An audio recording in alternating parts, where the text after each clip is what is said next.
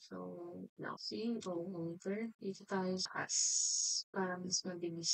Ngayon, i-off lang natin tong dimension, dimension lang. Ngayon, enter, taka dito, F8 para auto mode. Wala tayong distance na susundan, so bahala kayo kung gaano kataas. Enter ulit. Next, dito sa dulo ng door. Next, dulo ulit. Next, dito pa. Itong ating window. Dito pa. Ayan. Hanap pa. Itong, okay na. Okay. So, nakalagay dito. Yung mga offset na gagamitin natin. Copy ko lang. So, CO, enter. Ayan. So, ay, mali. Hindi pala yan. Ito pala dapat ang so, CO, enter, F8 para sa auto mode. So, dito ka na lang lalagay. Offset, enter. Unang offset na gagamitin natin, 0. So, dito muna, DLI, meron kang 2 feet. Offset natin to. O, enter. Meron kang distance na 2 feet. So, ito, pakaliwa. Ito naman, pakanan. Next, so, offset ulit. Meron kang distance na 1 foot 6 inches. Enter. Okay, next. Offset mo ulit. 2 feet. Enter. Tapos, okay. So, ito ay offset ka. Mag-offset ka. Enter. Enter. Next, offset ulit. 2 inches. Enter. Offset 2. Offset 2 feet. Enter. Go. Next, 11. Offset. Enter. 11 feet. Enter. Yung pinakaunang line. Offset ulit. 16. Pinakaunang line ulit. Next is 19 feet. Enter. 19 feet, 3 inches. Enter. Dito sa taas. Okay. So, meron na tayong mga baselines. Next naman, copy natin to. Or copy to. Next, F8 para hindi siya. Ayan. So, nakapra na. Yung mga meron dito. Meron dito. Ito na yung nagawa natin. Distance. Next, kuha natin yung mga steps. Anong mga meron dito? Okay, so mula dito, so window, mula dito, enter. So wait lang, trim lang muna natin para makita nyo wala tayong makuha gitna rito. So nag-end tayo sa window, ay sa may door. So hindi natin makuha yung gitna. So iti-trim lang muna natin. Trim, tapos delete natin yung mga hindi kailangan. So mamaya lang. So L muna, gitna. Tapos, click mo itong polar and enter. Tapos, walang distance. Basta gumuhit ka lang pababa. Ngayon, kukuha ka ng offset distance na. Wait lang, kunin ko lang kung anong distance na ito. Ito ay 8 feet talaga. Siguro 8 feet na. So, offset, specify distance, 8 feet, enter. Tapos, dito sa kaliwa. Ngayon, L enter. Punta mo siya dito sa intersection. So, ngayon, delete natin yung mga hindi kailangan. Ito, saka to. Pati na rin to. Delete na rin natin yun. So, ayan. Meron tayo. Isa. Next copy.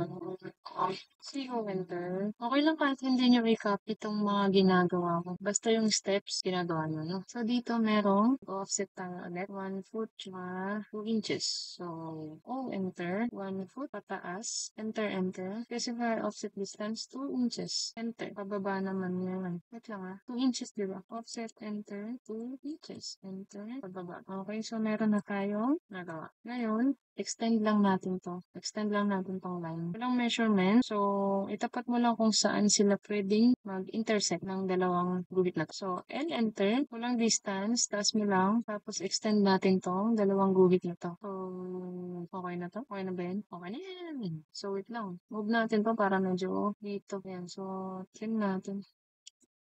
Yung mga feeling natin hindi kailangan. Okay na trim na natin to. Ibano lang natin. Uy, meron pang sumobra. Trim, enter. So, next, mag-mirror tayo. Mirror, MI, enter. Ito, tsaka damay natin ito mali. Tapos, enter. Next is dito magiging base point natin. Atakan mo lang pababa. Nagalabas dyan, resource object. Siyempre, no. Okay. Tapos, click mo yung fillet. Nakalagay. Click mo yung radius. Dapat 0. Enter. Tapos, click mo to. Tsaka to. Enter, enter. To.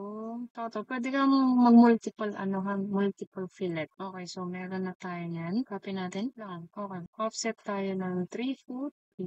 D. Copy lang natin to. Okay. Offset. Ngayon, gagawa tayo ng line. Enter. Distance na 3 foot. 3 foot, 9 inches. Okay. Tapos, drag mo lang pababa. Yan. So, Meron na tayo yan. Next is, meron kang offset distance na 1 foot. Okay. Saan manggagaling itong? Okay. Pakanan tayo. Offset 1 foot. Enter. Select object. Pakanan. Okay. Meron na tayo pakanan. Then, ano pa ba? Meron na. Okay na tayo dyan. Dito. Okay. So, gagawa tayo ng rectangle. REC enter. Walang measurement. Basta gawa ka lang ng rectangle mo. So, yun. Itong ginawa natin. Kung hindi natin mahanap yung gitna nito. Kasi, nandito dapat na yun. So, move natin. And, nalagay mo siya dito. So, dito na lang yung base natin. Isa dito. Tapos, dito na lang.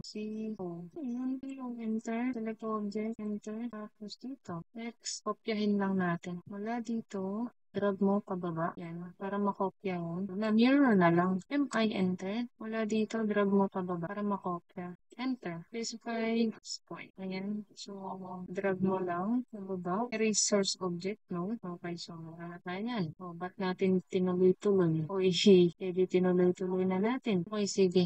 Dito na tayo. Okay, sige. Noted. Nandito na tayo sa may dito. Tingnan natin kung ano yung ginawa. So, naglinis lang siya. Ilinisan niya lang. So, linisan na lang dun natin. Or mamaya na. Mas mabilis. Copy na lang natin. Mamaya na tayo maglinis. Ayan, masyado malapit. Gumawa na siya. So, gawa tayo ngayon lang. Enter. Ibuhit tayo mula dito. Enter. Bababa. Next, meron kang offset distance na 6 inches. Okay, meron kang offset distance na 6 inches. Enter. Distance 6 inches. Enter. Pakaliwa, pakanan. Okay. Enter. Okay. So, meron na tayo. Door. Palabas pa. Ayan, tapos, eto pa. So, next naman, fillet. Tapos, click mo ulit yung radius. Sure na, 0 yan. Tapos, next, check mo itong multiple. Para hindi ka naman, paulit-ulit ng paulit-ulit ng pag-fillet na 0, enter. Tapos, lahat to. Ayun, meron na tayo. Linisan na lang natin. enter. So, ito, tsaka dito, ito, tsaka to. Tapos dito, linisan na rin natin ito. Linisan lang natin. Ito pa. Ito yung mga steps na hindi natin nagawa kanina. Okay, so delete natin to. Delete na natin itong gitna na yan. Dito, trim ulit natin. Enter. Dito, and then, so, okay na. Tapos, maglagay ka ng L. Hatakin na lang pababa. Ganun din dito. Tapos, gawa ka lang ng enter ulit. Horizontal naman. Walang measurement to So, copy na lang natin itong ginawa natin. Saan natin lalagay? Banda ito. So, select object copy. Tapos, copyahin natin dito sa kabila. Okay? Okay na yun. Next, hatch na natin. So, dito na tayo sa kabila. Hatch, copy, rito. So, select solid color. Tapos, edit lang. So, ibig sabihin, maglilinis muna talaga tayo. So, enter. Next, linisan natin to dito. Confusing yarn. Ano pa ba? Ito, dito. Yan, linisan na natin. Ano pa ba rito? Laki ito. Ito pa. Ano pa? So, yun lang ba? Para makapag-hatch na tayo. Okay, yun lang. Check mo ulit yung hatch. Choose solid color. Ito sa pintuan. Yan. So, meron ka na. Escape text naman. Copy ko lang ulit. Yung enter. Okay lang kahit din yung kopyahin na. Nasa last step na tayo. So, kopyahin lang natin to. Mula sa taas, drag mo pababa. Para makopya natin. Enter. Saan ba tayo magdali? Dito, kopyahin mo. Meron kang wall dito. So, dito. Next, dito din. Yan. So, next, enter para sa iyong wall. Window. Meron kang window. Ibig sabihin, punta tayo sa dynamic. So, control 2, para lalabas ka sa window. So, hindi ito yung makikita niyong bungad. Balik ko lang. Ito ang makikita nyo. Punta ka dito sa ENS, Design Center. Tapos, house design. Tapos, blocks. Ngayon, labas mo lang to. Ilabas mo rito. Yung, then, X. Copy mo lang yung block yan. So, kunin yung dulo. Kukunin mo yung dulo. Okay, wait lang. Dito ka sa, wait lang. Gawa ka ng line. So, enter. Hindi ka gumawa ng line. Mula dito, hanggang dyan. Walang distance. Okay, walang distance. Saan nakatapat ang window? So, dito. Copy mo yung dynamic block. CO. Kunin yung dulo. Saka dito, mirror mo lang. Enter. Select object. Enter. Tapos drag mo lang pababa. Delete source, no. Next, tapos na. Delete mo lang to. Tapos, linisan na natin. TR, enter, enter. Yan. Tapos, dito sa taas. Yung mga hindi na kailangan. Yung mga alam mong hindi na kailangan. Huwag mo muna i-delete yan. Kailangan natin yan. So, ito na. Ito mga pasobra na to. Delete mo na yan. Yung, ito. Tapos, delete na natin ito.